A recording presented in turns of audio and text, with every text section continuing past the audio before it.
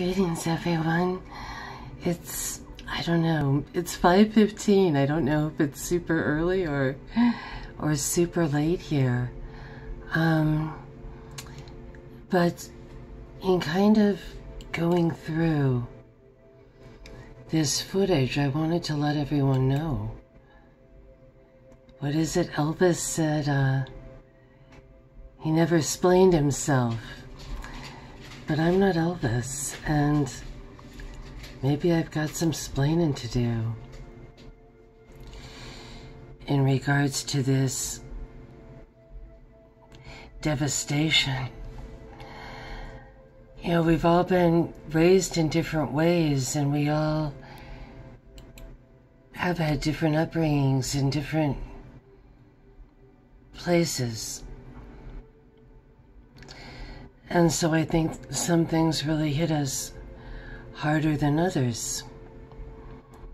Back in the 1930s and the whole Dust Bowl era, here I've got some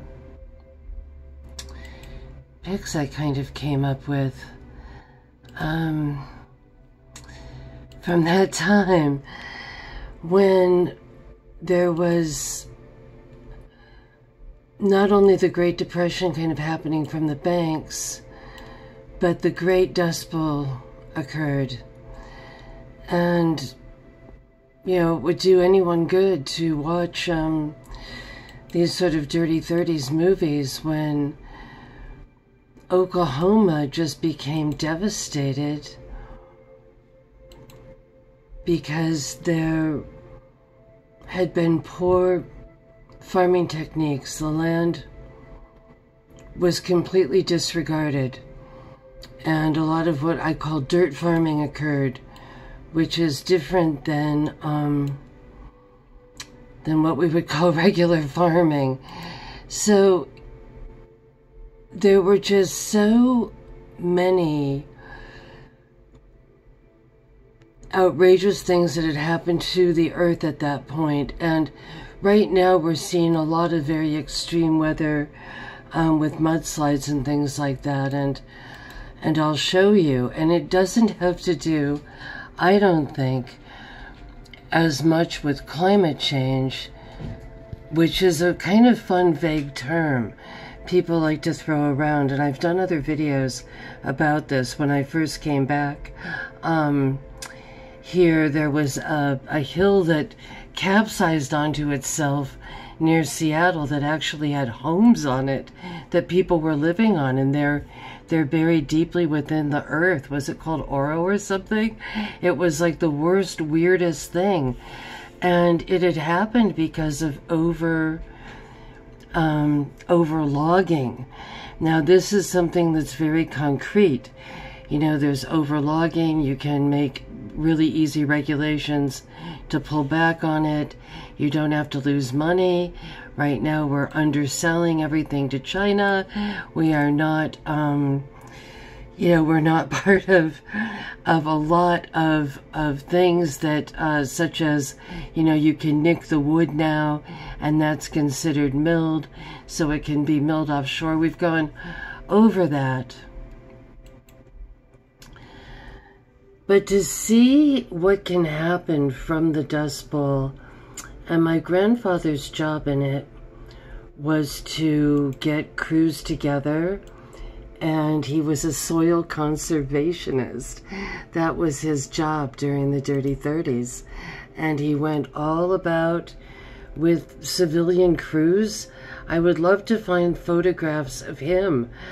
And he was planting trees all over the place, and I heard he got mixed messages. I heard some people were really grateful, and some farmers were really mad. They didn't understand about the earth. And, you know, there's so much about people first, people first, people first, but, I don't know. I was raised, you know, in the early, you know, in the 60s when there was great shame. You didn't litter. You didn't put anything on the ground. I didn't put a gum wrapper on the ground. When I was 3 years old, I didn't litter. So it's horrible to see people doing things that you didn't do at a tender young age, right? And Smokey the Bear was very much a figure. I don't know. I don't think social justice warriors care about the earth. The environmentalists are fake. And I know that because I came back here and saw actual real things that could be done, and no one wanted to do any of that in the environmental movement. They were like wanting vague things. Oh, let's just talk about climate change and privilege and hang out in the coffee house. It was horrible, but I don't want to go there.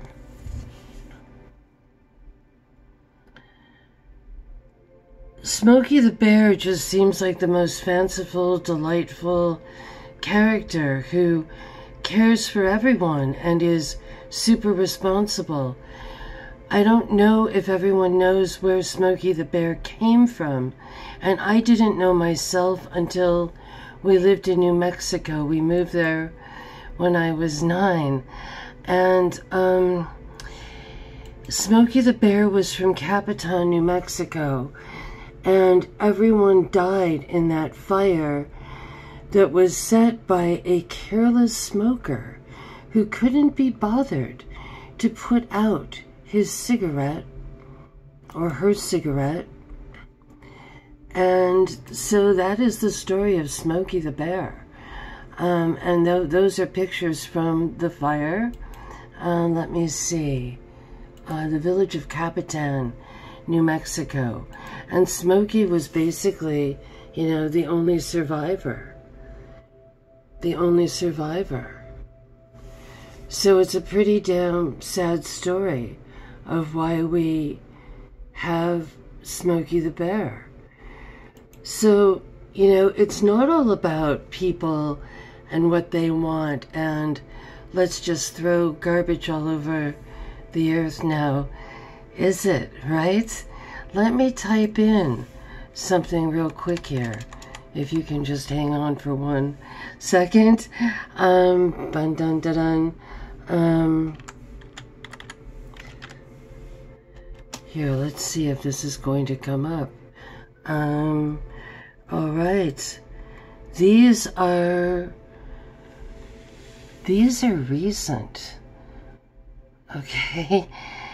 And it's really crazy watching these because they're in Turkey.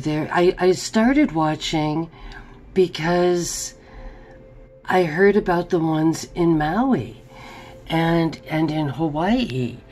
And that's completely outrageous footage to watch. And that's new. That just happened, you know, within the last week. Sorry, this is kind of a swingy camera. And then it showed all sorts of other places in the world. Spain, you know, Rio de Janeiro, Turkey, Bolivia. Oh my God, Bolivia. Places in the U.S., El Salvador. It was as if the whole world turned to mud.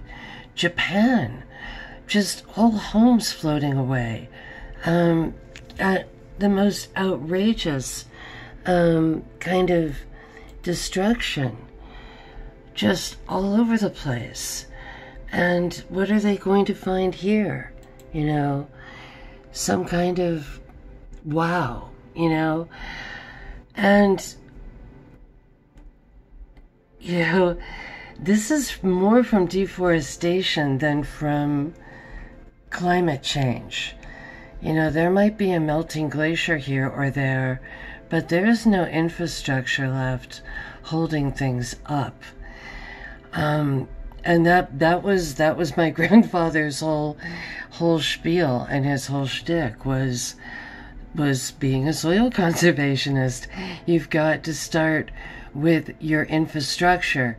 You know, the wise man built his house upon a rock, right? And we are just seeing, China is outrageous to watch because dams break and, oh my God, there's just, I think, was it Africa where there were people, you know, trying to drive across these rivers, and some would actually make it, but a lot would flip.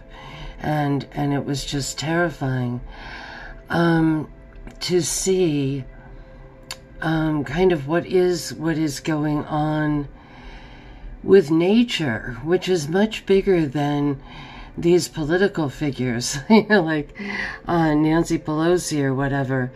This is the big stuff. This is when reality gets deeply, deeply real.